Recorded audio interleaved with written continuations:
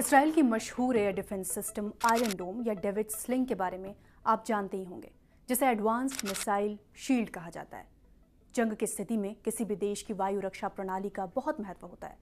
रक्षा प्रणाली में मिसाइल रोधी प्रणालियों के साथ साथ रडार और अन्य उपकरण भी शामिल हैं, जो हमलावर विमानों का पता लगाते हैं और उन पर नजर भी रखते हैं।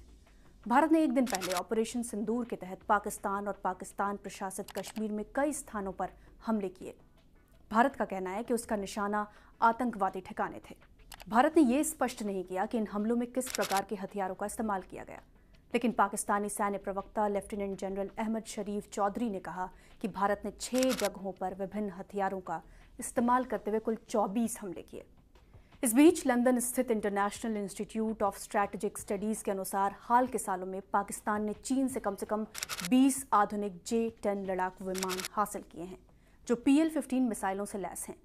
जहां तक एयर डिफेंस का सवाल है, 2019 के बाद भारत ने रूसी S-400 anti aircraft missile system हासिल कर लिया, जबकि पाकिस्तान को चीन से HQ-9 एयर डिफेंस सिस्टम हासिल हुआ।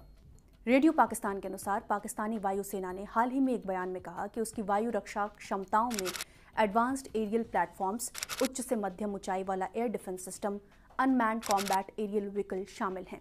इनके अलावा उसके पास स्पेस, साइबर और इलेक्ट्रॉनिक वॉरफेयर के साथ साथ आर्टिफिशियल इंटेलिजेंस संचालित सिस्टम्स भी हैं।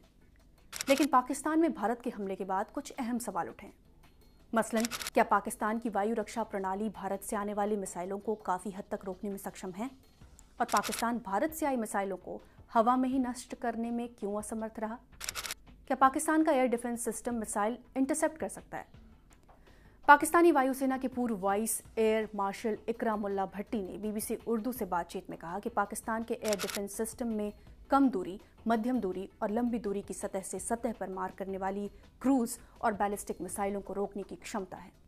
उन्होंने कहा कि पाकिस्तान ने अपने डिफेंस सिस्टम में कई मिसाइल सिस्टम्स को शामिल किया है, जिनमें चीन निर्मित HQ-16 FE डिफेंस सिस्टम भी शामिल हैं, जो पाकिस्तान को आधुनिक रक्षा मिसाइल प्रणाली की क्षमता प्रदान करते हैं और सतह से सतह पर मार करने वाली मिसाइलों, क्रूज मिसाइलों और युद्धपोतों के खिलाफ प्रभावी हैं।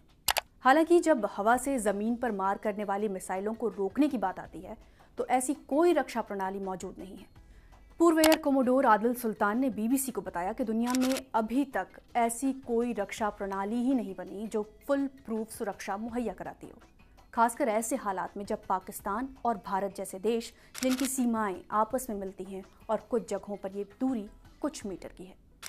उन्होंने बताया कि वहां हवा से जमीन पर मार करने वाले मिसाइल हमलों को 100% रोकना असंभव है। उन्होंने कहा कि हालांकि ये आधुनिक रक्षा प्रणालियां बहुत कारगर हैं, लेकिन 2500 किलोमीटर से अधिक लंबी पूर्वी सीमा पर ऐसा डिफेंस सिस्टम स्थापित करना संभव नहीं है, जिससे ये 100% संभव हो पाए कि कोई मिसाइल यहां प्रवेश ही न कर सके। इकरामुल्लाह भट्टी ने कहा कि भारत ने ये मिसाइलें शायद हवा से जमीन पर दागी होंगी, और अगर हवा से जमीन पर मार करने वाली मिसाइलों की बात करें तो वो आजकल बहुत आधुनिक हो गई हैं।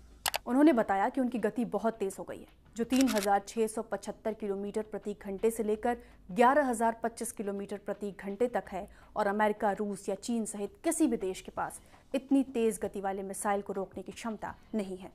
इकरामुल्लाह भट्टी ने बताया कि हवा से दागी गई मिसाइलों को रोकने में एक और कठिनाई ये है कि उनकी उड़ान अवधि बहुत कम होती है और आपके पास प्रतिक्रिया के लिए बहुत सीमित समय, जबकि इसके विपरीत जमीन से जमीन पर मार करने वाले मिसाइलों को रोका जा सकता है, क्योंकि उनकी उड़ान अवधि अधिक होती है। पाकिस्तानी वायुसेना के पूर्व एयर कोमोडोर आदिल सुल्तान ने कहा कि दुनिया की कोई भी रक्षा प्रणाली भौगोलिक रूप से जुड़े प्रतिद्वंदी देशों के हमलों को 100% नहीं रोक सकती।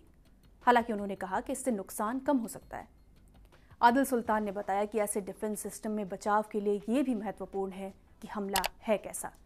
अगर हवा से ज़मीन पर मार करने वाली मिसाइलें एक ही समय पर अलग अलग दिशाओं से दागी जाती हैं, तो उन्हें रडार पर पहचानना और तुरंत जवाब देना थोड़ा कठिन होता है। जबकि अगर हम सतह से सतह पर मार करने वाली मिसाइलों या क्रूज मिसाइलों की बात करें तो उनकी तैनाती का पता होता है और आप उन पर नज़र रख सकते हैं। एयर कोमोडोर आदिल सुल्तान ने कहा कि लड़ाकू विमानों के साथ हवा में जंग की स्थिति बहुत अलग होती है।